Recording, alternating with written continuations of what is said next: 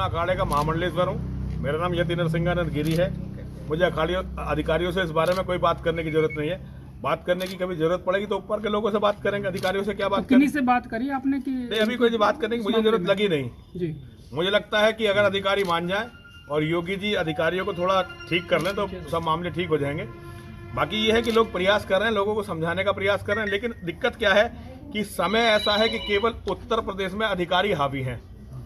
हम नेताओं से बात करते हैं, नेता कहते हैं जी हमारे हाथ में कुछ नहीं है। मैंने इसके बारे में कुछ यहाँ के जिम्मेदार नेताओं से बात की कि भाई इस तरह से सचिन के साथ जो हो रहा है गलत हो रहा है, कह रहे जी हमारे हाथ में कुछ नहीं है, अधिकारी सब कुछ कर रहे हैं। तो ऐसे में बहुत मुश्किल है। हमारी अधिकारियों से हमारा क्या संपर्क हो सकता है? हम साधु हैं, हमारा अधिकारियों से क्या संपर्क हो सकता है? और हम क्यों उनसे बात करने जाए? वो कोई अच्छा काम कर रहे हो तो चलो शाबाशी देने भी जाए। हमारे लोगों को कुचल रहे हैं, हमारे लोगों को मार रहे हैं, झूठे मुकदमों में फंसा रहे हैं।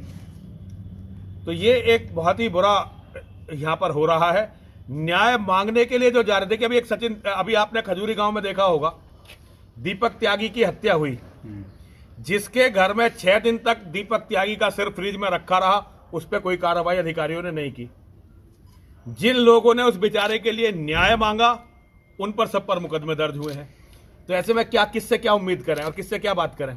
यति जी, आप खुद भी इसी तरह के मामलों से प्रताड़ित हैं? बहुत प्रताड़ित है जी, बहुत प्रताड़ित है, बहुत ज्यादा प्रताड़ित है। हम अधिकारियों की मनमानी से बहुत ज्यादा प्रताड़ित है और कोई भी हमारी न्यायपूर्ण जो मांग होती है अधिकारी उसे उठने नहीं देना चाहते।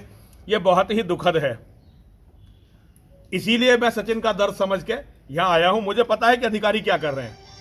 जो हमारे साथ हो रहा है गाजियाबाद में, वो इसके साथ यहाँ पे हो रहा है, बिट्टू सिंघेड़ा और ऐसे लोगों के साथ मुजफ्फरनगर में हो रहा है।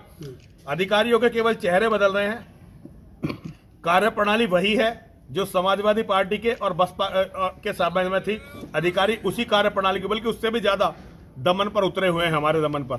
तो आप मान रहे हैं कि योगी जी जो हैं आपकी और आपके जो समर्थक हैं उनकी बात नहीं सुन रहे? देखिए, योगी जी सुनते हैं, योगी जी को पता चलती है तो कार्रवाई भी होती है। योगी जी पर को जब पता चलती है तो हमारे ऊपर एक अधिकारी गुंडा एक्ट लगा रहा था, योगी जी को जब पता चली तो उसे सस्पेंड भी किया गया, उसका ट्रांसफर भी किया गया। तो होता है, लेकिन हर बात के लिए योगी जी तक ही लेके जाएं। अब ऐसे कैसे चलेगा? इस सिस्टम में कुछ बदलाव होना चाहिए। और ये मेरा आप लोगों के माध्यम से योगी जी से ही निवेदन है। हम योगी जी का बहुत सम्मान करते हैं, हम योगी जी के समर्थक हैं, योगी जी को अपना अगुवा मानते हैं, अपना नेता मानते हैं, और हम ये मानते हैं कि एक संत के हाथ में जो सत्ता है तो अन्याय नहीं होगा। लेकिन जो बीच के लोग योगी जी को बदनाम करने का ये प्रयास कर रहे हैं, बहुत निंदनीय है। ऐसे में अगर संघर्ष होता है तो नरसिंहानंद हमेशा कार्यकर्ताओं अपने साथियों के साथ खड़ा होगा।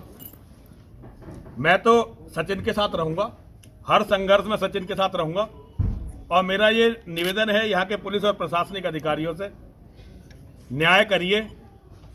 ये कुर्सी जिस पे आप बैठकर आज बहुत लोगों का दमन कर रही है, बहुत दिन तक नहीं रहने वाली है। कल को आप सबके बच्चे इसी समाज में रहने वाले हैं। अगर इस समाज को आप हमास का समर्थक बना के छोड़ देंगे तो कल को जो हमास ने इजराइल में 1-1 साल के बच्चों के साथ किया, गर्दनें काटी और फुटबॉल खेली, मरी हुई औरतों के साथ बलात्कार किया, लोगों के कलेजे जिंदा लोगों के कलेजे निकाल कर खुद ही वीडियो बनाए, वीडियो किसी और ने नहीं बनाए, छोटे छोटे बच्चों को ओवन में रख दिया। जो किताब वहां के लोगों ने पढ़ी है ना, उस किताब को पढ़ने वाले यहाँ कम से कम 30 करोड़ हैं। आज हमें मरवा दो, नंबर तुम्हारे सबके बच्चों का भी आना है।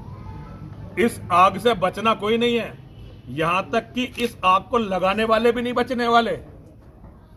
तो मेरा अनुरोध अधिकारियों से भी है, जैसा समाजी अधिकारी बना देंगे, कल को इनके बच्चों को उसी समाज में रहना है।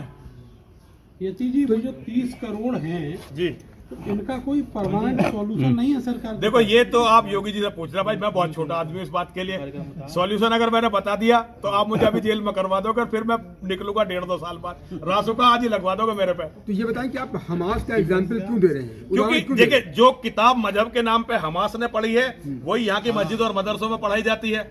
जो उनका लक्ष्य है वही इनका लक्ष्य है। तो ये लक्ष्य समाज के सामने बहुत जल्दी आएगा। आप इन्हें अपना दोस्त मान लो, मित्र मान लो, कुछ भी मान लो। इजराइल ने गलती क्या की थी? इजराइल ने यही तो गलती की थी 20 साल से नेतान्याहू ने। उसने सोचा कि अब ये जब हम इनके साथ अच्छा व्यवहार करेंगे ये सुधर जाएंगे, लेकिन उनका लक्ष्य है 1400 साल से बिल्कुल क्लियर, और वो अपने लक्ष्य पे चल रहे हैं भाई। और एक दिन इस धरती पे वो किसी को भी नहीं छोड़े, खुद भी बचने वाले नहीं है भाई। क्या लक्ष्य है? लक्ष्य है पूरी दुनिया को काफिरों से विहीन करना। जो मोहम्मद दे के गया लक्ष्य, वो उनका लक्ष्य है, उस लक्ष्य पे वो चल रहे हैं भाई। इसमें कोई नई बात तो है नहीं। भारत देश तो एकता की मिसाल, भारत देश एकता की मिसाल न कभी था न कभी होगा। भारत में जहां मुसलमानों की आबादी बढ़ती रही वही हिस्सा टूट गया। काय की एकता है? जहां हिंदू है वहां एकता, और जहां ये ज्यादा हो गए वहां सबको मार के पका के खाते हैं। तो ये काय की एकता है भाई? पाकिस्तान का आप रोज अखबार, पाकिस्तान भारत नहीं था क्या 75 साल पहले? वो भी तो भारत ही था, वो भी तो एकता की उदाहरण था। लेकिन वहां क्या हुआ? आज एक भी हिंदू की बेटी अगर सड़क पर चल सकती हो तो बता दो। आज से कितने दिन पहले बांग्लादेश एकता की मिसाल नहीं था? ये सब एकता की मिसाल थी। अफगानिस्तान हमारा था, ईरान हमारा, सब कुछ हमारा ही था, तब भी वहां ऐसी बातें होती थी। तो क्या होना चाहिए आपके हिसाब से? भैया जो होना चाहिए तो बड़े लोग बताएंगे, मैं उसके लिए बहुत छोटा हूँ। टिप्पणी आप कर रहे हैं ना, तो आप टिप्पणी बता, खतरा बता रहा हूँ। सॉल्यूशन आप निकालो। आप समाज में नहीं हो क्या? नहीं, हम तो आपसे पूछ रहे हैं ना। देखो समाज में सब है, समाज में हिंदू भी है, मुसलमान भी है। जो दूसरों का घर जलाते हैं, घर उनके भी नहीं बचते।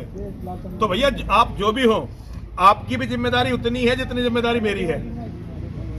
अगर लोग चैन से रहना चाहते हैं तो हर आदमी की जिम्मेदारी उतनी है, और अगर चैन से नहीं रहना चाहते तो भैया अपनी अपनी किताब उठाओ और लड़ो। चैनल को सब्सक्राइब करें और बेल आइकन का बटन जरूर दबाएं।